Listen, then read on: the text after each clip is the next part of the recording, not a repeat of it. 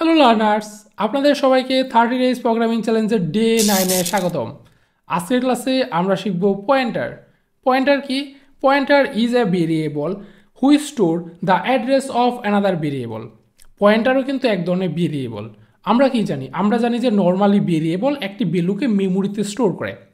আর মেমোরিতে যখন স্টোর করে তখন কিন্তু প্রত্যেকটা ভেরিয়েবলের জন্য বা প্রত্যেকটা ভ্যালুর জন্য মেমোরিতে একটি করে অ্যাড্রেস ক্রিয়েট হয়। আর পয়েন্টারের কাজই হলো ওই অ্যাড্রেসটাকে স্টোর করা।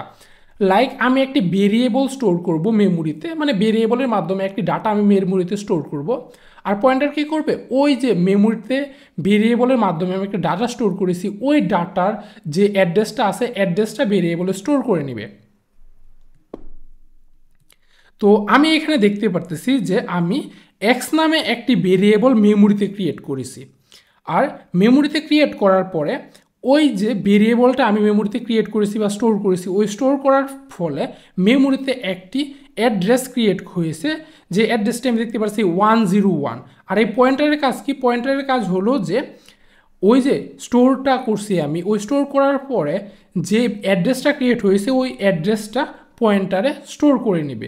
মানে ভেরিয়েবলের মতোই মূলত পয়েন্টারটা কাজ করবে, কিন্তু ভেরিয়েবল ভ্যালু স্টোর করে পয়েন্টার কী করবে? অন্য একটি ভেরিয়েবলের যে অ্যাড্রেসটা আছে ওই অ্যাড্রেসটা স্টোর করবে। এখন আমাদের এখানে দুইটি জিনিস মনে রাখতে হবে পয়েন্টারের ক্ষেত্রে। পয়েন্টারের ক্ষেত্রে আমরা যখন কোনো একটি পয়েন্টার লিখব, পয়েন্টার লিখলে কি করতে হবে? আমরা যেই নামে পয়েন্টারটা ক্রিয়েট করব ওর আগে আমাদেরকে স্টার ইউজ করতে হবে। এই স্টার চিহ্ন দিয়ে মূলত পয়েন্টারকে ইন্ডিকেট করে।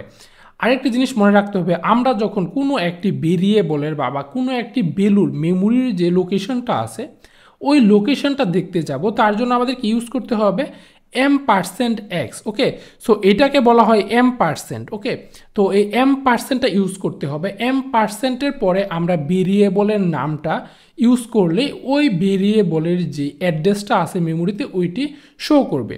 ওকে, তো আমি একটি এক্সাম্পল দেখি। এক্সাম্পলের মধ্যে লাইক আমি এক্স নামে একটি ভেরিয়েবল ক্রিয়েট করলাম। তো ভেরিয়েবল ক্রিয়েট করার পরে আমাদের কি করতে হবে? একটি পয়েন্টার ক্রিয়েট করতে হবে ওই ভেরিয়েবলের জন্য। আমরা যদি কোনো একটি ভেরিয়েবলের জন্য পয়েন্টার ক্রিয়েট করতে চাই তাহলে তারপরে ভেরিয়েবলের পরে আমরা একটি পয়েন্টার নিব। সো পয়েন্টারের জন্য আমাদের কি করতে হবে? স্টার ইউজ করতে হবে। স্টার ইউজ করার পরে আপনি পয়েন্টারের যে কোনো নাম ইউজ করতে পারেন। আমি এখানে পি ইউজ করেছি, পয়েন্টার বুঝাচ্ছি পি দিয়ে। ওকে, তো তারপরে আমি কি করতেছি? আমাদের এই পয়েন্টারের মধ্যে আমরা কোন ভেরিয়েবলের ভ্যালু রাখবো ওইটি আমাদের বলে দিতে হবে। ওইটি বলে দেওয়ার জন্য আমি এখানে পি দিয়ে এখানে এক্স যে ভেরিয়েবলটা ক্রিয়েট করেছি এই ভেরিয়েবলের ভ্যালুটা আমি এখানে করে দিছি। তো এটার জন্য আমাদের কি করতে হবে? m%। সর্বপ্রথম আমাদের m% ইউজ করতে হবে, তারপরে আমাদের কোন ভেরিয়েবলটা রাখতে যাচ্ছি ওই ভেরিয়েবলটা আমাদের বলে দিতে হবে। তারপরে আমরা প্রিন্টএফ করতে পারি। এখানে আমি প্রথম প্রিন্টএফ করে আমার যে এক্সের ভেরিয়েবলটা আছে এই এক্স ভেরিয়েবলটাকে প্রিন্ট করেছি। তারপরে আমি কি করেছি? তারপরে আমি করেছি m%x। ওকে, তো এই m%x দিয়ে আমি কি প্রিন্ট করেছি? m%x দিয়ে আমি যে এক্স ভেরিয়েবল আছে এই এক্স ভেরিয়েবলের মেমোরিতে কোন লোকেশনে স্টোর হয়েছে ওইটি আমি শো করেছি। ওকে, তারপরে কি আছে? তারপরে দিছি m%p। m%p দিয়ে আমি কি করতেছি? m%p দিয়ে আমাদের যে পয়েন্টার আছে, ওকে, ওই পয়েন্টারের ভ্যালুটা আমি এখানে প্রিন্ট করতেছি। ওকে, তো চলুন এখন আমরা কোড এডিটরে চলে যাই, গিয়ে দেখি যে কিভাবে আমরা পয়েন্টার করব। এখন আমরা এক্স নামে একটি ভেরিয়েবল ক্রিয়েট করলাম। ওকে, এই ভেরিয়েবলের ভিতরে আমি 50 স্টোর করলাম। স্টোর করার পরে এখন আমি কি করতেছি? আমি চাচ্ছি যে এটা একটি পয়েন্টার ক্রিয়েট করব। তো পয়েন্টার ক্রিয়েট করার জন্য আমাদের কী করতে হবে? আমরা একটু আগে দেখিয়েছিলাম স্টার পি।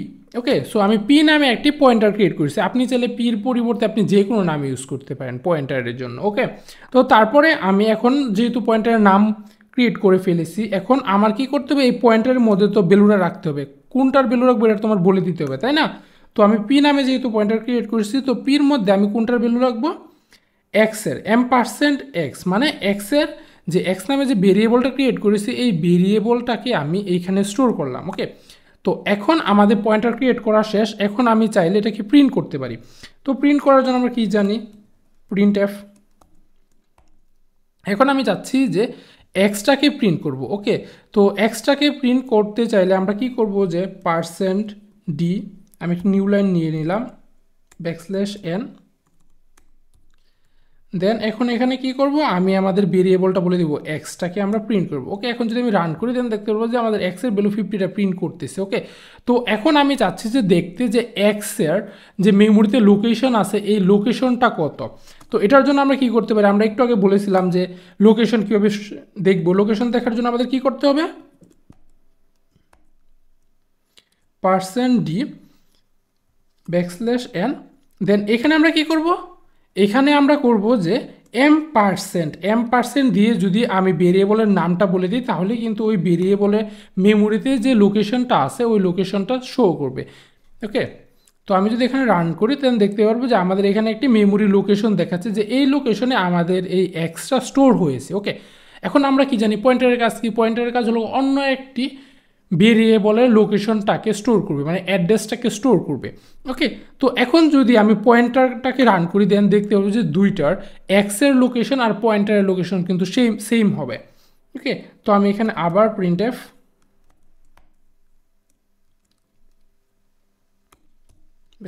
\n, এখন যদি m%p, আমরা p নামে পয়েন্টার ক্রিয়েট করেছিলাম। ওকে, তো এখন যদি এটাকে আমি রান করি দেন দেখবেন যে এক্সের অ্যাড্রেস আর পয়েন্টারের অ্যাড্রেস সেম হবে।